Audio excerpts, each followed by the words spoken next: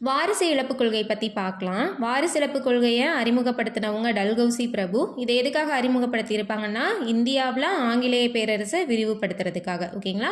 Year வந்து 1848.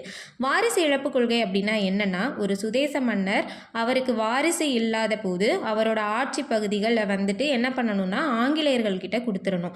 இல்லை நான் ஒரு குழந்தையை தத்தெடுத்து வளர்த்து அதுக்கிட்ட ஆட்சியை கொடுப்பேன் அப்படின்னா அப்படி பண்ண முடியாது. அந்த குழந்தைக்கு அந்த மன்னரோட சொத்துக்களும் அந்த மன்னரோட ஆட்சி பகுதிகள் முழுவதும் ஆங்கிலேயர்கிட்டையும் போயிடும். ஓகேங்களா. இதுதான் வாரிசு இழப்பு கொள்கை. இந்த வாரிசு இழப்பு கொள்கை தான் 1857 பெரும்புரட்சி நடக்கிறதுக்கு ஒரு முக்கிய காரணமாக அமைஞ்சிருக்கும். ஓகேங்களா. வாரிசு இழப்பு கொள்கையின் மூலம் டல்ஹௌசி பிரபு இணைத்து கொண்ட பகுதிகள் பார்த்தோம்னா சதாரா 1848 அதே வருஷத்தில், ஜெய்ப்பூர் சம்பல்பூர் 1849, பகத் அப்படிங்கிற இடத்த 1850, உதய்பூர் அப்படிங்கிறது 1852, ஜான்சி 1853 மற்றும் நாக்பூர் 1854. ஓகேங்களா. இந்த பகுதிகளெல்லாம் வாரிசு இழப்பு கொள்கையின் மூலமாக டல்ஹௌசி இணைச்சிட்டு இருந்திருப்பாங்க. டல்ஹௌசி யார் அப்படின்னு பார்த்தோம்னா, இவர் ஒரு இளம் வயது ஆளுநர். நம்ம இந்தியாவோட தலைமை ஆளுநராக 1848 1856 வரைக்கும் இருந்திருப்பாங்க. ஓகேங்களா. இந்தியாவில் முதல் ரயில்வே பாதை அமைத்தவர் இவங்க தான். 1853 மும்பை டு தானே வரைக்கும் அந்த ரயில் பாதை அமைஞ்சிருக்கும். அதனால் ரயில்வே துறையின் தந்தை, ரயில் பாதைகளின் தந்தை அப்படின்னு சொல்லப்படுறாங்க.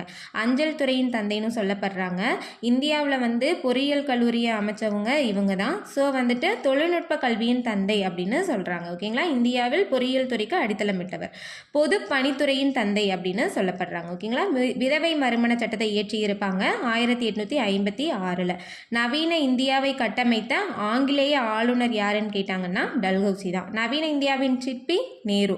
நவீன இந்தியாவை கட்டமைத்த ஆங்கிலேய ஆளுநர் டல்ஹௌசி. இவங்க வந்துட்டு இவங்களோட வாழ்க்கை வரலாற்றை எழுதியவர் யாருன்னு பார்த்தோம்னா W.W. ஹண்டர். ஓகேங்களா. கங்கை கால்வாய் திட்டமும் இவங்க தான் வந்து அறிமுகப்படுத்தி இருப்பாங்க. அதுக்கப்புறம் சார்லஸ் வுட்ஸ் கல்வி அறிக்கை, இந்திய கல்வி அறிக்கையின் மகா சாசனம்னு சொல்லப்படுற சார்லஸ் வுட்ஸ் கல்வி அறிக்கை இவங்க காலத்தில் தான் வந்திருக்கும் 1854. இந்த வீடியோ உங்களுக்கு யூஸ்ஃபுல்லாக இருந்திருக்கும்னு நினைக்கிறேன். இது மாதிரி நிறைய பார்க்க என்னோட இந்த சேனலை சப்ஸ்கிரைப் பண்ணிக்கோங்க. தேங்க்யூ.